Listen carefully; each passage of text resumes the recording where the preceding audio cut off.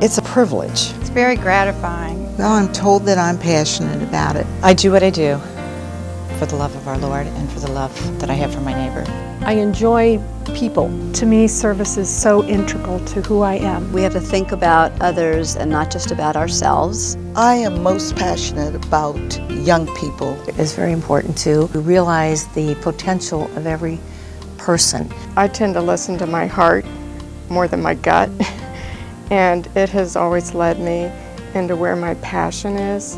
You know, when I think about a woman coming out of a battered home situation and going out with her children in the middle of the night and making a phone call to a taxi cab driver who takes us to this place, which is just unknown, I can only tell you that it's in Mount Auburn and is safe and can feel safe, and then has the ability to get a job and increase her educational skills, and my goodness. I mean, if that doesn't bring joy to someone, I can't imagine. It brings joy to me to see that can happen to these ladies. That's pretty amazing, I think. I just think it's amazing. Last summer, I had the idea that I wanted to give 100 bicycles away to the children of our men and women who were returning from Afghanistan and Iraq. And I had no trouble with that when I posted it on my site. It was so gratifying to see these children from 5 to about 15 come and pick out their bicycles and ride off into the sunset with them. And their families were so appreciative. Of course, many of the families had 2 and 3 children, and that would have been quite an economic expense for them, and many don't have jobs right now, so it was great fun to see them get those bicycles in the summer instead of at Christmas, so they could use them all summer. But it really was Christmas in July for them. Volunteers, very seldom are they late. Very seldom do they miss the day they're going to volunteer, and they're happy and smiling when they come.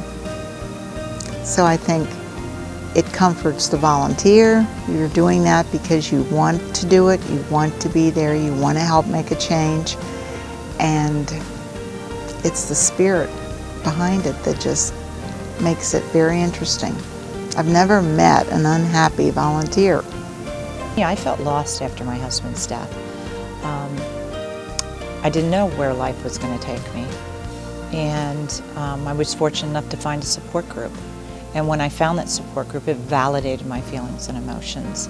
And I actually met my second husband, Tom, at the Great Support Group. And what really helped me there is that I met other people who had children, other people who understood what I was going through.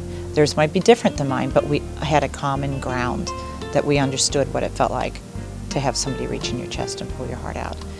So as I worked through my grief, I found myself realizing what my children had gone through, and that there was many other children that were also grieving. And my children would come to me and say, "Mom, I have a friend whose dad died. Can you help him and his family?" And that really began my role where I started. The thing I try to teach my kids, you don't emphasize how much you're different. You emphasize how much you're alike. And I thought that whole thing with the cultural project, everybody has celebrations, and their celebrations usually revolve around food and family and that kind of thing. And so I wanted to get them to see, you are all the same. You may look different, you may do things a little bit differently, but basically you're human beings, and you all have the same wants, the same needs. And if you make the fact that your skin color is a little different, or that your accent is a little different, or that your eye slant is a little different, if you make that the emphasis of who you are, you lose out on knowing so much more. When you ask people how they want to approach their end of life, most people overwhelmingly say that they would like to die at home with their friends and families and loved ones around them. But the fact of the matter is that most people die in hospitals, frequently in the intensive care unit, and frequently alone and in pain. A hospice experience allows people to be with their friends, their family, their loved ones, to be able to go through the rituals that are important to them, to have access to prayer, to music, whatever is very meaningful for them in their life with their family. That to me is the ultimate gift for someone. I've always been a person who looks at the glass half full. And when this happened to Max, instead of making it a very negative situation for Max and our family, we turned it into a very positive one. We actually searched high and low for all the various programs that were available for him and brought a doctor from Israel to help us establish the Max Paul Brain Tumor Fund, which exists today. And the main point of this fund now is to help other children reintegrate back into school, which is a very, very crucial part of rehabilitation. God gives us common sense, mother wit. I have also training, and I've served as a high school counselor, as a middle school counselor, as a teacher. I believe in young people, and I've seen young people doubt themselves. I've seen young people who have gone literally through hell to show up at the doors of a school. To come into a classroom is and was an accomplishment for many young people with whom I've worked. And it's not only them. I've seen children too who have had concerns that live in families that one would consider rather well off.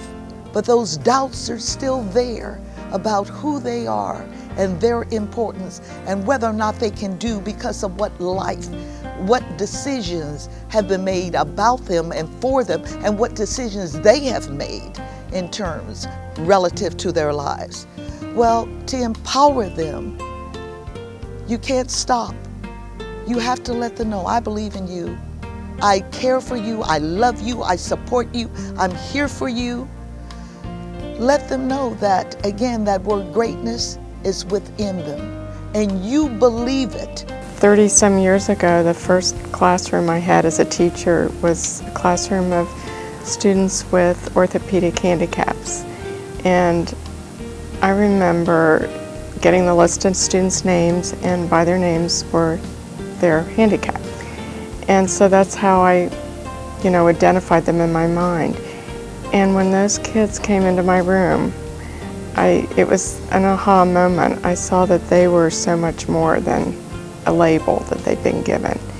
And that set me on a direction of where I wanted to go with my life, and finding ways to work with children, particularly children that had been labeled, abused, neglected, economically disadvantaged, immigrants, undocumented. And so that's kind of led me on this course over the years. Those people who do not embrace diversity, to me, lose out. We're no longer a blonde, blue-eyed country. We're everything. We're every skin color. We're every eye color. We're lots of languages. And I had a dear friend who grew up downtown over the Rhine, and she never drove a car. She recently passed away, but she started a cultural club. And she had the saying, diversity is a privilege. I would never deny myself the privilege of getting to know people different from me. And that always stuck with me. And I really feel that that's kind of the basis for my love of diversity. And being with people from all walks of life and seeing, I love that bumper sticker that says coexist. Because to me, that's what needs to happen today. That's what this world is about. We need to coexist in our schools, in our preschools, in our colleges, in our life.